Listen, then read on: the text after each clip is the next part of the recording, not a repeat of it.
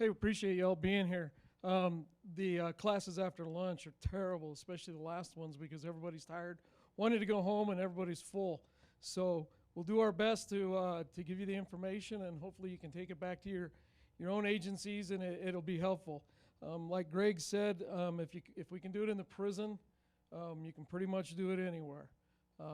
And so we're going to go over some of the things that we ran into and some of the problems we've had in implementing. One of the things that I do need to mention, and Greg's pretty humble, without Greg in our agency and helping us through this, we would have never gotten to this point. And so Greg is a mentor and a teacher, and just because of his patience, we've been able to do this. So if your agency has the opportunity to work with Greg, take advantage of it because you'll be successful, I guarantee it. One of the, like Greg mentioned, the thing that we as a department came up with was a reduction in recidivism by 25%. But as a division of institutional operations, where we are dealing with the inmates on a day-to-day basis, how do we do that? How do we impact that? How do we measure it? As a division, we're really great at gathering statistics. I can tell you how many shanks we find in a week, how many syringes we find in a week, how many counts were done. But what does it mean? It's not really a measure. It's a statistic. It's counting activity. But what impacts does it have? And so one of the challenges we had in putting this together was what are we going to measure and how are we going to measure it? We needed to identify what our constraints were. Now, if you listen to one of the speakers earlier today, administrators were a constraint. So I'm a constraint. I cause problems for my guys. I don't, by not making decisions. If you're an administrator, recognize that and do what you can to leverage yourself into being more helpful to your staff when they're doing these things. The other thing is as we put our group together, and we'll introduce them here in a second, one of the things that everybody automatically says when they're asked to do more is what? What do you ask for? You ask for more people, or you ask for money, correct? Well, there isn't any more people, and there isn't any more money. So what we had to task them with was go back to your operation and find hidden capacity within your operation because you're not going to get any more, so you're going to have to find it somehow. And the response was, well, we don't think that there's any hidden capacity, and they'll go over that. The other constraint is becoming more efficient with our resources and then meeting our goals and outcomes.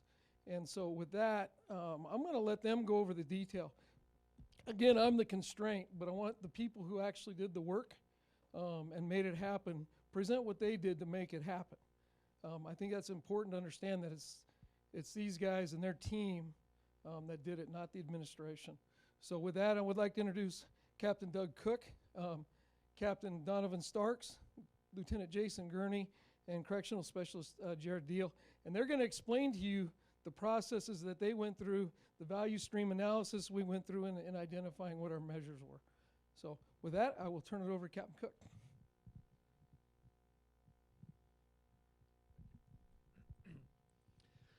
So before we actually get into the throughput operating strategy, I thought I'd ask the people here, for those of you that do not currently work for corrections, what is our mission statement? What does the Department of Corrections actually do for the citizens in the state of Utah? Anybody? Okay, hold people we don't want in society and protect us. So let's look at our mission statement. It's fairly long, but there's a couple key components that you can pull out of there. One is public safety, and number two is providing offenders opportunities to make lasting changes. So how do we protect the public?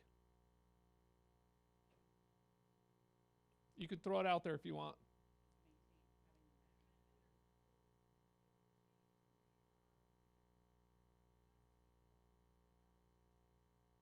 Okay, so keeping them within the confines of the institution and then providing them tools. Now, what are those tools? And we'll get to that here in just a minute. But providing for public safety, we enforce the orders of the court and the Board of Pardons, ensure that those that are sentenced there have a safe living environment, that our staff our volunteers and those that come to visit are also safe while they're there. In doing that, and then getting to providing tools requires that all of our officers every day have the opportunity to wear different hats. Sometimes we have to wear an officer hat. We have to enforce, state law. We have to enforce rules, policies, and procedures within our own institution to maintain harmony, to maintain peace, in a sense, and to make sure we don't have escapes. Officers, depending on the day, circumstance, and where they're housed, may have to respond to numerous critical incidents that may range from someone wanting to hurt themselves, to an assault, to somebody having a reaction to medication, or maybe just a slip and fall. So we have to be able to change our hats constantly throughout the day. So we're going to provide opportunities, the tools, the nuts and bolts we're going to give to the inmates so that when they get out, they're a better neighbor. So how do we do that? We're a corporation that gets somebody, puts them through our factory, and when they get out, we want to build that better neighbor. And as Governor Herbert spoke earlier, our slogan is Life Elevated. So let's elevate their life. Let's give them the tools necessary to do that. So some of those tools that we provide for them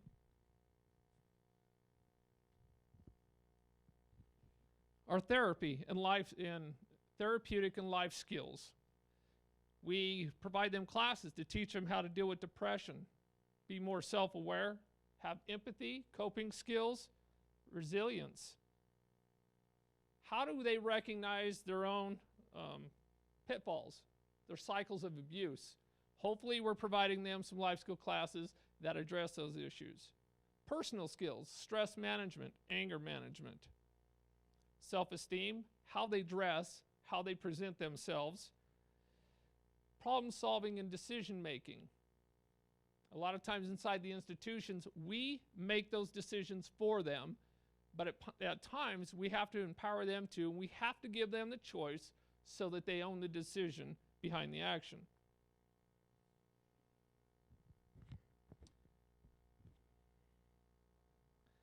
We also offer education and employment opportunities. A lot of times people come in, they're undereducated, or they have a GED. We encourage them to actually obtain their high school diploma. We would like them to build their foundational knowledge that sometimes we take granted for in our profession because not in our profession, but as we mature, we don't understand what that foundation has offered us as we've gotten older. How about your writing skills, your reading skills, your ability to listen, numerical skills, the way we think, creative, critically? Sometimes we're missing that, so we want to provide those opportunities for them to have that, as well as continuing education, college, or trade skills. It doesn't do any good to send somebody out who doesn't get a good foundation and work ethic or have a skill that is marketable. So we provide those opportunities for them so when they get out, they have a skill under their belt so they can become law-abiding citizens rather than fall back into the same patterns that got them to where they are. So some of the other things that we hopefully accomplish while they're in these other courses and classes is independence, the ability to multitask, self-motivation, being resourceful, being able to persevere, having their own personal motivation, confidence, being able to be leaders, being able to negotiate and persuade. And then the last thing that we have within the institution is employment opportunities. Provides them the opportunity to do some of that, to be part of a team. Utah Correctional Industries has a presentation today, and they went over a lot of things. We'll go over some of those things that are offered also, but it gives them the opportunity to do something idle, or give them something to do so they're not idle and be productive. With that, I'll turn the time over to Captain Starks, and he will go over our throughput operating strategy.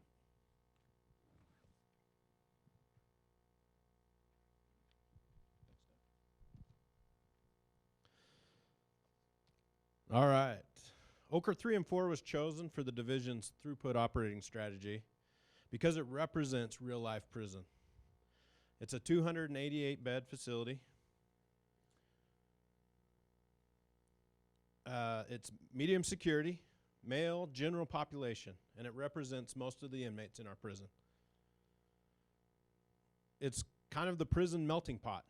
We house all kinds of crimes, gangs, new and veteran inmates, inmates returned from maximum security and also returning from minimum security. It's a constant balancing act of providing opportunity while trying to maintain safety. There's plentiful programming and work opportunities, but it can also be a violent place, which limits and disrupts programming and work opportunities. And then we have the team. In Ochre 3-4, we have our managers, the sergeant, case manager, therapist, but the key to it all is the corrections officer. The corrections officer is the catalyst that powers the machine. After assembling our team with the best that we had, we completed a value stream analysis. We wanted the analysis to detail an inmate's progression through our facility. And that begins with an empty bed. We have a prison bed, we need to fill it. And we have to see if the inmate fits in that bed. And so we'll screen those offenders for cellmate compatibility, their classification, safety issues, medical status, gang issues.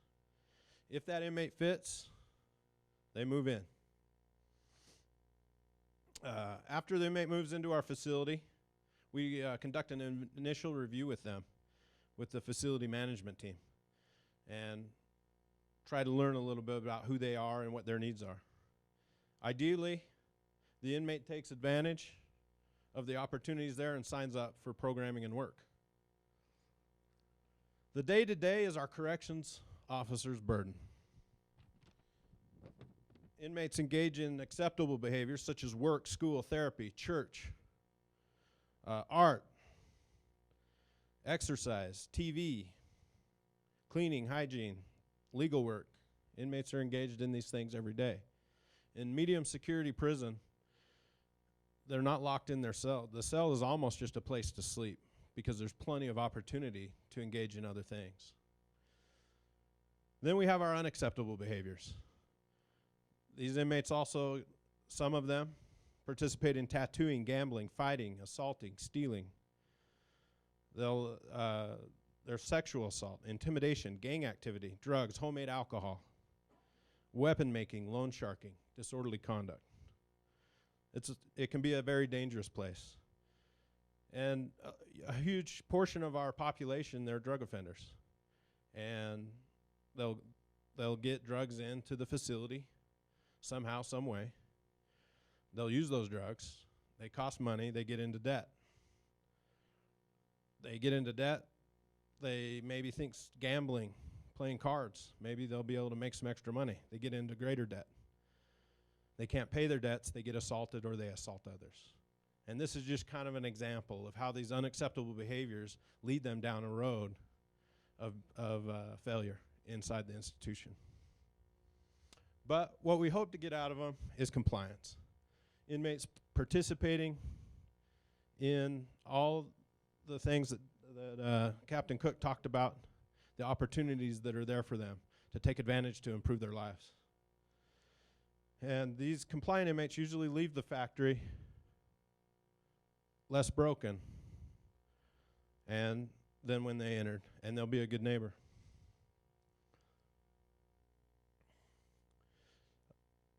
Also, in our value stream analysis, we want to talk about the circle of destruction. So this is our 10%. This is the group of inmates that regress into negative behaviors that keeps them spiraling downward, and they go around and around. These are our management tools, these three big things here after the negative event. then hopefully we improve behavior. But unfortunately, they keep reverting back into that negative behavior. Our management tools remove privileges, take away their TV. They're things to try and motivate people to be better. But this 10%, they don't want to be better because, unfortunately for them, prison is better than their real life. And they don't know how to function otherwise or outside of the facility.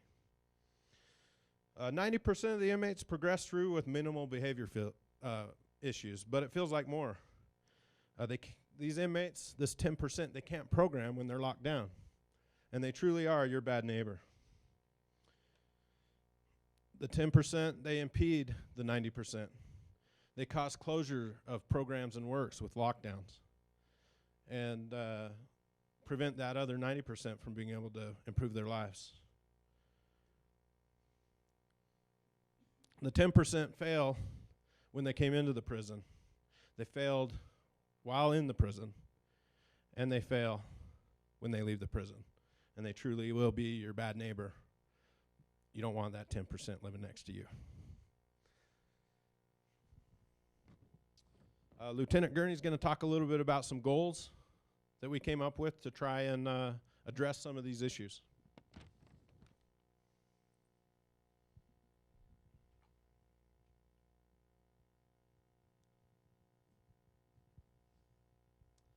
Okay, Greg Gardner talked earlier about the department's goal, which is to reduce recidivism by 25%.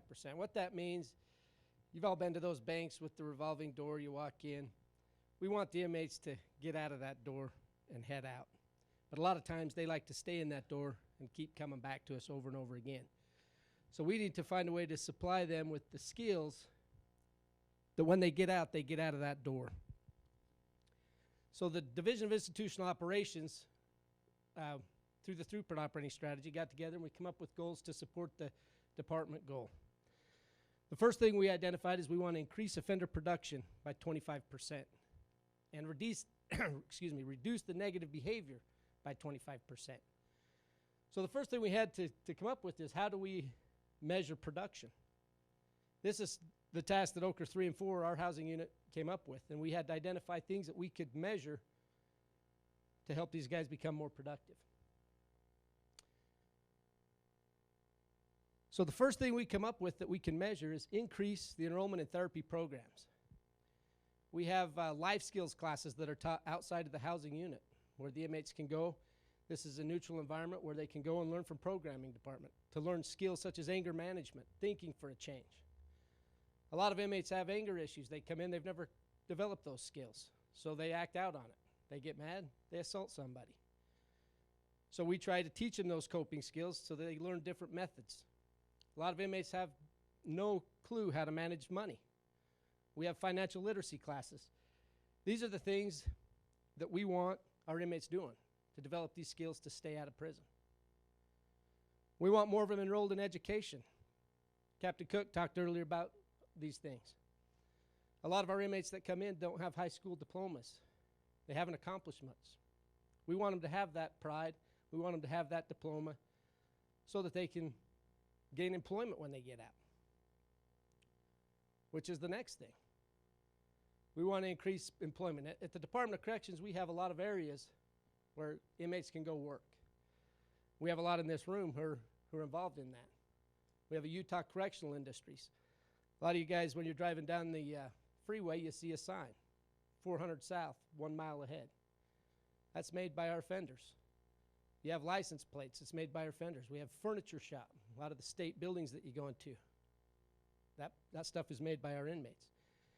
These kind of things develop the tools necessary for these guys to be productive when they get out and stop the criminal behavior. These are things that we can measure.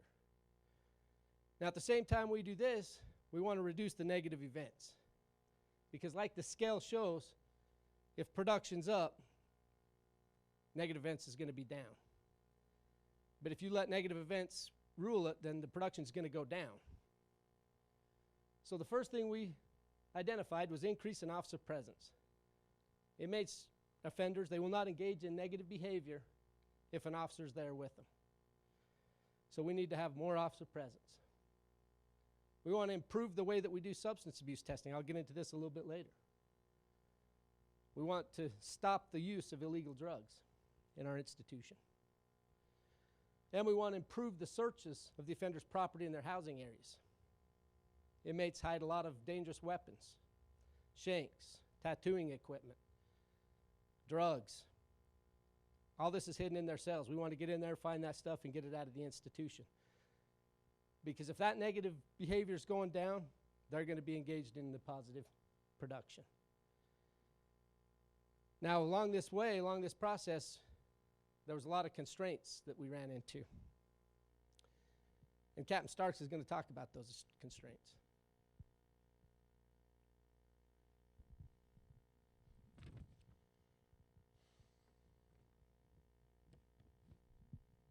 So we have constraints that are limiting those goals of increasing CAP compliance or program compliance and decreasing negative events.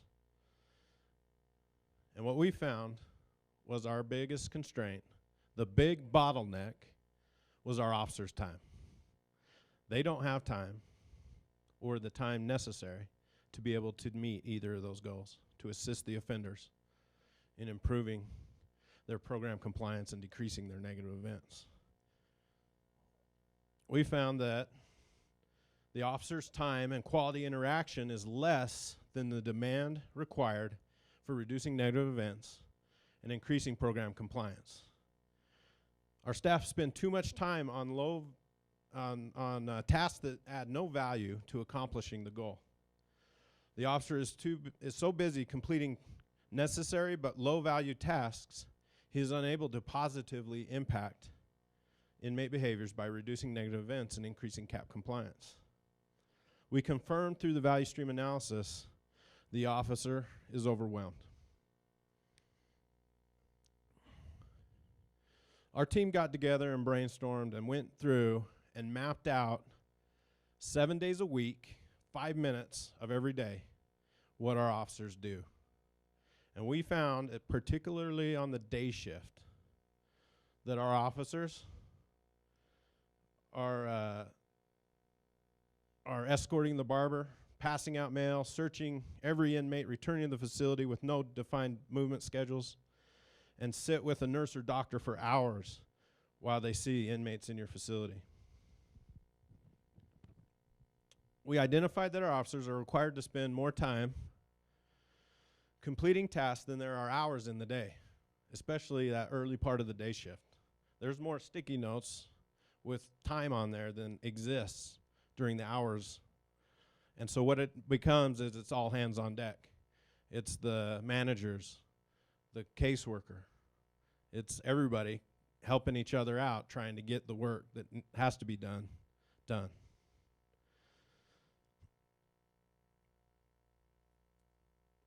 The biggest constraint for this entire exercise was finding time for staff to boost the activities that will increase inmate production and decrease negative events. There are some other constraints that we also identified. There's an ineffective process for programming, enrollment, and accountability.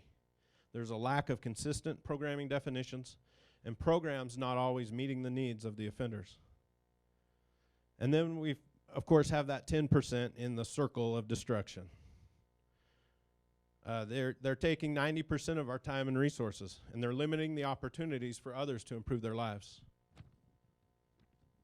We also identified that there's limited cooperation between some divisions with competing interests. The housing facility has always been subservient to the needs of the other divisions. Clinical divisions wants this or that, we always come through. Programming wants special access to inmates at the facility, no problem. Correctional industries or support services wants inmates during non-movement times, sure, why not? Asking these other divisions to instead meet the needs of the facility and help our officers find that time to be able to do their jobs was something that we needed to address.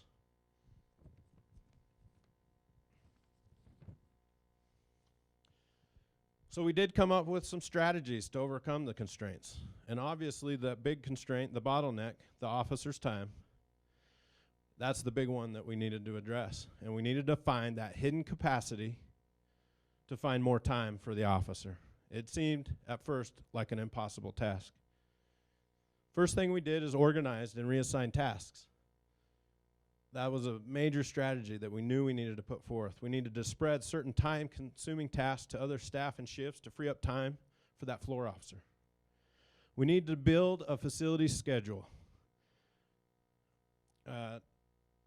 We needed to get to where the divisions and support entities are meeting the facility needs instead of the reverse. We needed to build an effective inmate movement schedule.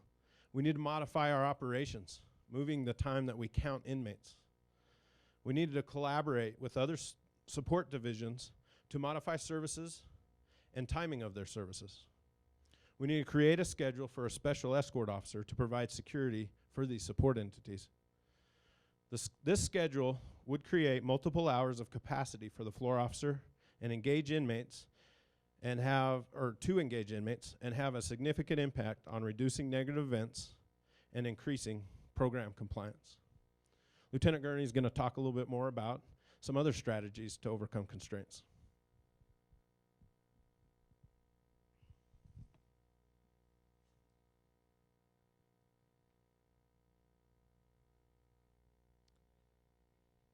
Okay, the first thing we come up with now that we have identified more time was improving the officer functions. Our officers, they do a lot of jobs. We've discussed some of those here. They have a lot of different functions that they do. What we wanted to do was pinpoint a few of these functions and really focus in on them and make them better so that we can achieve that goal of increasing the production. And the first thing we focused on was improving the inmate accountability interviews. These are known as OMC interviews in the housing units. The way we was doing it before is our officers, over our 2 facilities that we're over, there's 288 inmates, and we have 12 officers that manage those inmates. So what we have is one officer that interviews 24 inmates every month. Well, when there was a lack of time, they would push these interviews off to whenever there was time, which generally was on weekends.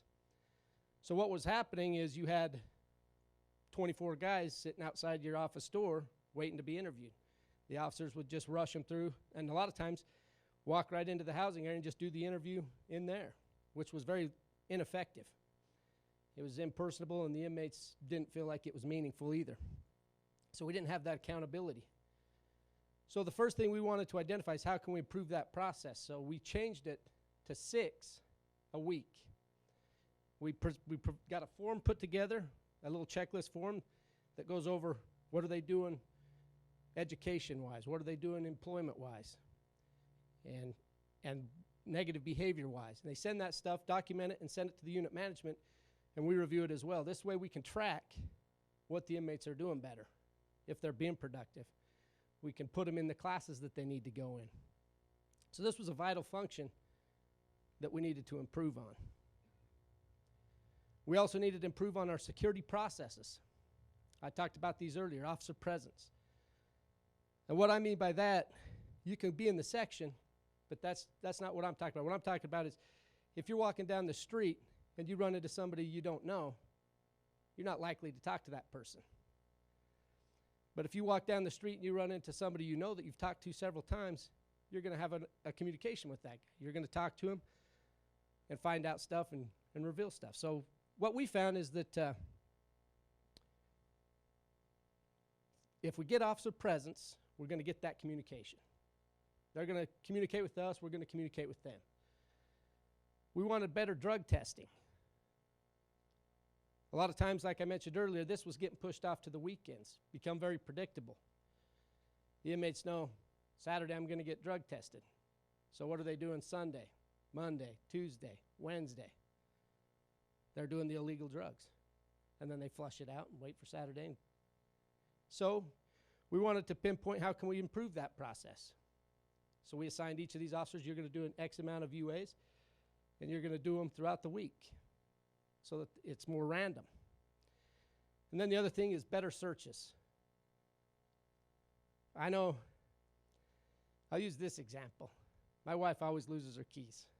You know, she's terrible at it. So she'll come in the house, put her keys down somewhere. I can't find my keys. And she'll look really good in one area for about 5 minutes, really good. The problem is, as she continues to look, she's just going through the house.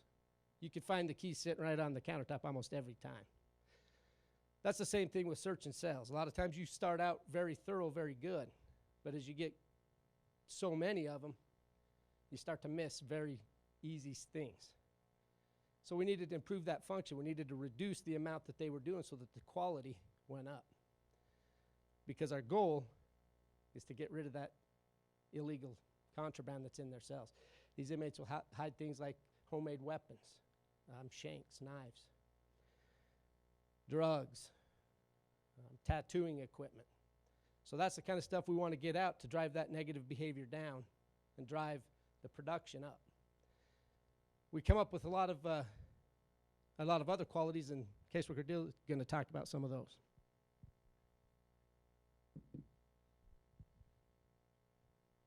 So another strategy we had was to address the 10% take up the 90% of our time, the knuckleheads. We tried to figure out what we're going to do with these guys. Kind of in the past is what you do is you drop their levels, you kick them around a bit. They don't mind too bad. And then when we get sick of them, we call up the other general population unit. Hey, you want our knucklehead? We'll take yours. We just swap them around. That's all that would happen. There was no accountability for them. They were kind of just floating through at low levels, low privileges. They weren't violent, so there was no need to take a maximum security bed. They're just knuckleheads. Ruin it for the rest of us. So we thought, well, maybe we could come up with a Knucklehead Anonymous.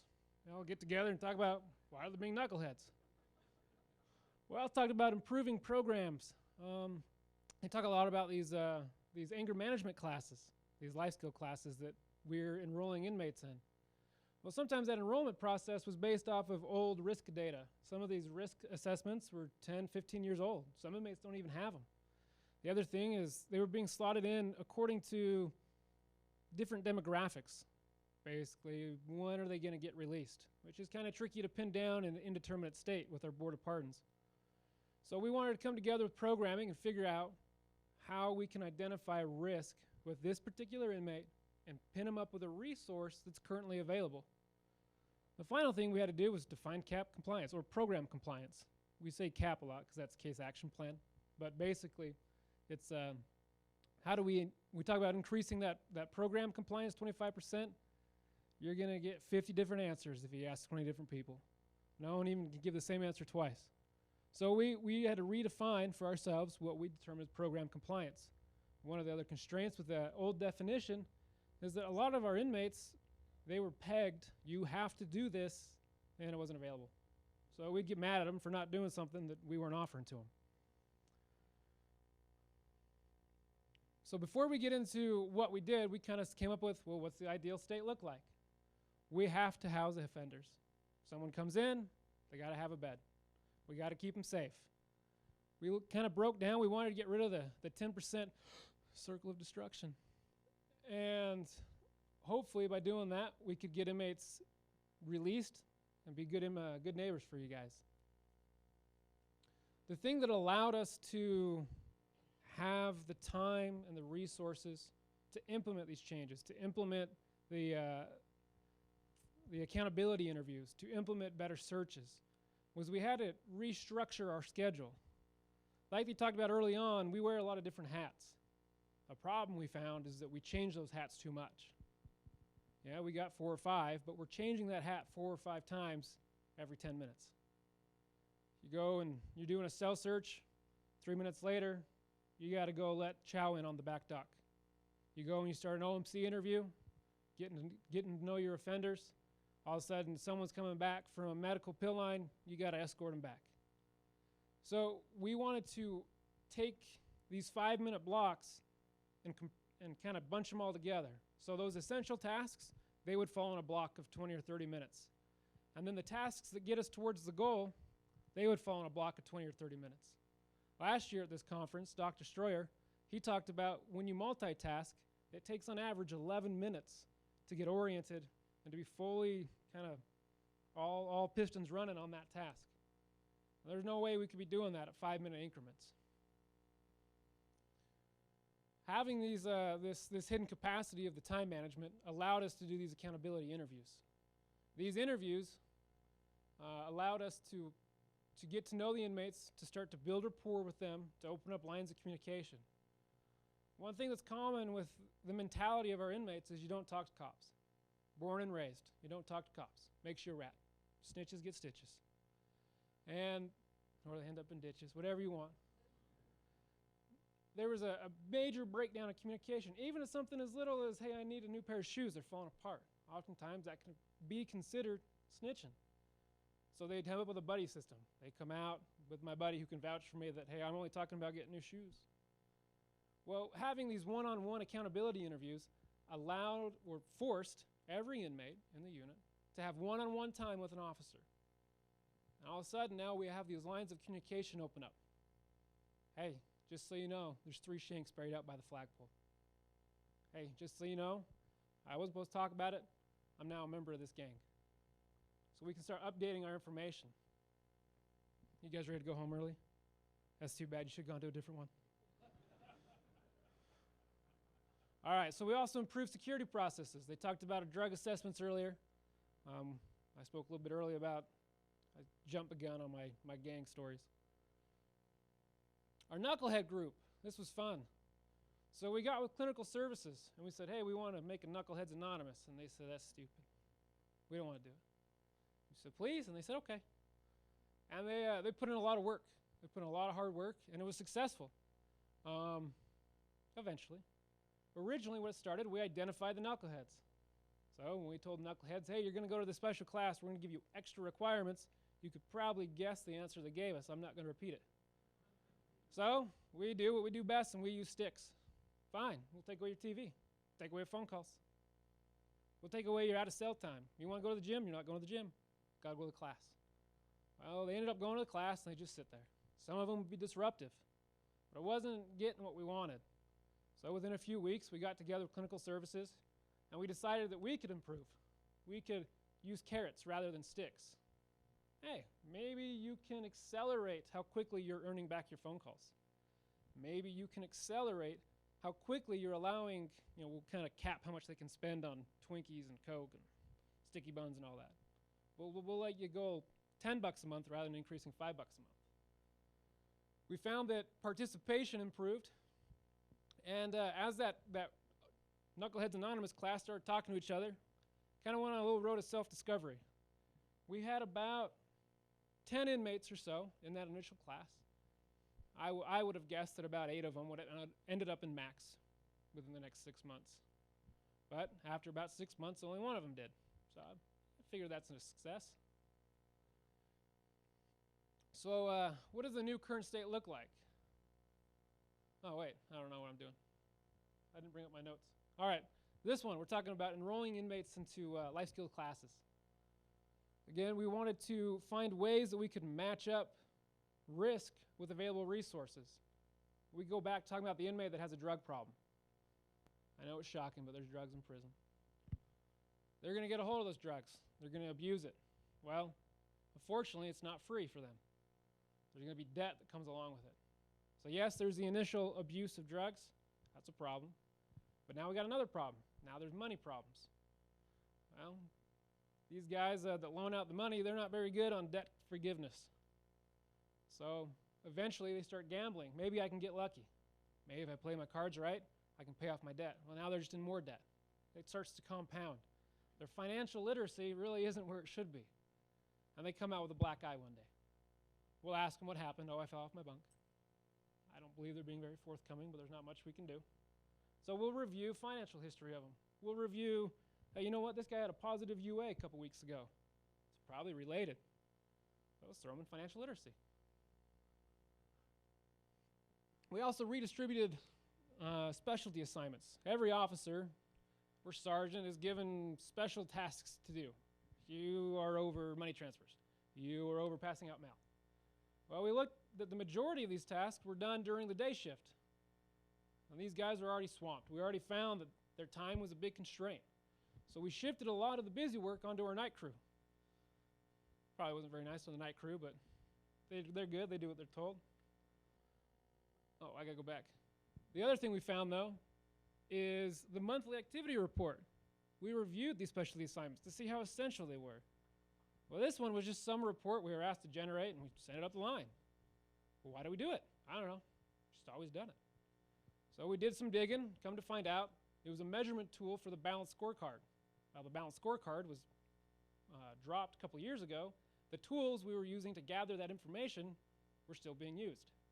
So a few phone calls later, a big email from Director Pope, and the monthly activity report fell off.